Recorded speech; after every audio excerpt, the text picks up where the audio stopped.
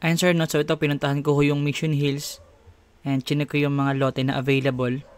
And ito ho yung bagong open sa Mission Hills. Ito po yung phase ng Santa Helena.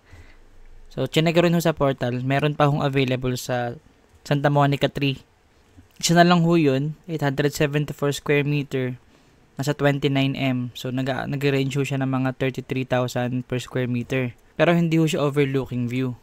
And yun na lang ho yung available sa Mission Hills maliban ho rito sa bago na to, itong Santa Helena. And dito naman ho, malalaki yung cut niya, 700 square meter to 900 plus. And ang kagandahan ho nito, yung view naman niya is Manila skyline sa kanan, tapos sa left side ho, Laguna Lake view.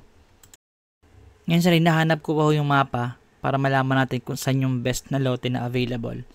Pero ito ho yung price range niya tsaka yung sukat.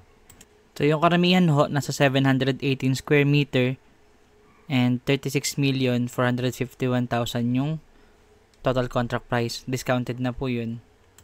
So nasa 50,000 per square meter din ho yung lote rito. And para naman ho sa pinakamalaking cut, 927 square meter, 49M, nasa 53,000 per square. And yung sumunod ho, 857 square meter, mas mataas naman siya, 51M, nasa 60,000 square meter, 60,000 per square.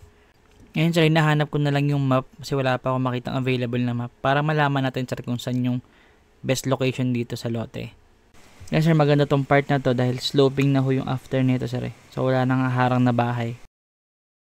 So mas mababa siya ng konti sir sa The Peak, pero magkaiba sila ng view. Mas more on skyline talaga yung The Peak. Ito sir, halo. Yung half talaga is Laguna Lake, yung half naman si Manila skyline. So hinalugog ko na sir yung buong Havila. So merong iba na may konting skyline, Manila skyline view, pero nasa 200 to 400 square meter lang yung lote. So ito na yung pinakang bago sir, tapos pinakang malalaking cut. Ayan. So chinek ko na kahit Highlands Point, may malaking lote ron pero mababa na sobra yung elevation. Ayan. So The Peak tsaka ho itong Helena yung pinakang the best option natin para sa skyline view and Laguna Lake view.